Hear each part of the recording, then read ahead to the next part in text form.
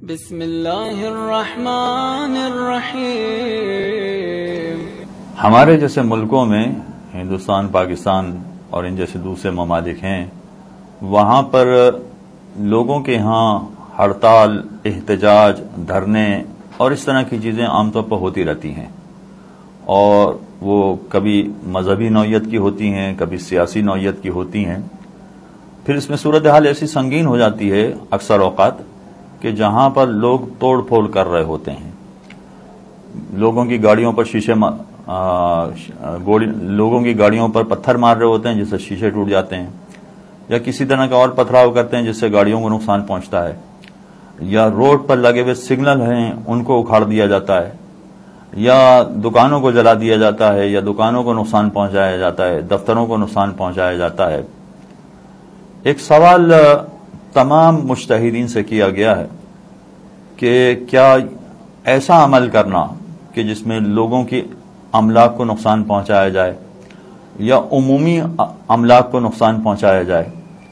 کیا یہ کام کرنا جائز ہے؟ عام طور پر میرا طریقہ یہ نہیں ہے کہ میں بہت سارے مجتہدین کے فتاوی آپ کے سامنے بیان کروں، اس لیے کہ اتنی گنجائش نہیں ہوتی،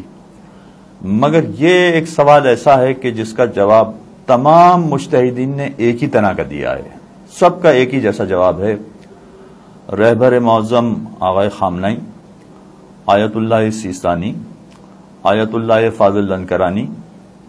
آیت اللہ ناصر مکارم شیرازی، آیت اللہ تبریزی، آیت اللہ بہجت، اور اس کے علاوہ بھی کچھ مجتہدین ہیں، ان تمام کا جواب یہ ہے کہ یہ کام کرنا جائز نہیں ہے،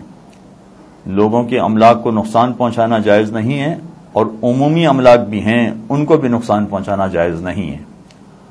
صرف یہ نہیں ہے کہ نقصان پہنچانا جائز نہیں ہے، بلکہ جو نقصان پہنچایا ہے اس نقصان کو پورا کرنا بھی واجب ہے۔ یعنی اگر فرض کیجئے کہ میں نے کسی کی گاڑی پہ پتھر مارا اور اس کا شیشہ ٹوٹ گیا، تو اس شیشے توڑنے کی ذمہ داری مجھ پر آئے گی، یعنی جتنا نقصان اس کا کیا ہے میں نے، اس نقصان کو بھی مجھے پورا کرنا پڑے گا۔ اگر ایک شیشے کی بات ہے تو شاید لوگ آسانی سے نقصان پورا کر بھی دیں، مگر جہاں مارکیٹیں جلا دی جاتی ہیں، دکانیں جلا دی جاتی ہیں، توڑ پھوڑ اتنا زیادہ کیا جاتا ہے کہ پبلک ٹرانسپورٹ کی بسیں جلا دی جاتی ہیں، تو جو بھی یہ کام کرے گا اس کی یہ ذمہ داری ہے کہ پھر جتنا اس نے نقصان پہنچایا ہے اس نقصان کو بھی پورا کرے، وہ بھی اس کی ذمہ داری ہے۔ تو یاد رکھیے کہ اسلام میں کسی بھی طرح کے املاک کو نقصان پہنچانے کی اجازت نہیں ہے، اور اگر کسی طرح سے نقصان پہنچایا ہے تو نقصان پہنچانے والا ہر صورت میں ذمہ دار ہوگا۔ پروردگار عالم ہمیں اہل بیت کی تعلیمات کی روشنی میں ہر طرح کے عمل انجام دینے کی توفیق عطا فرمائے، چاہے وہ غصے والا عمل ہو تب بھی ہم اہل بیت کی تعلیمات کو فراموش نہ کریں، اور اگر یہ خوشی اور مسرت والا کوئی معاملہ ہو تو وہاں بھی ہم اہل بیت کی تعلیمات کے مطابق اپنی زندگی گزاریں۔ وصلی اللہ علی محمد وآلہ الطاہرین۔ اللہم صل علی محمد وآل محمد۔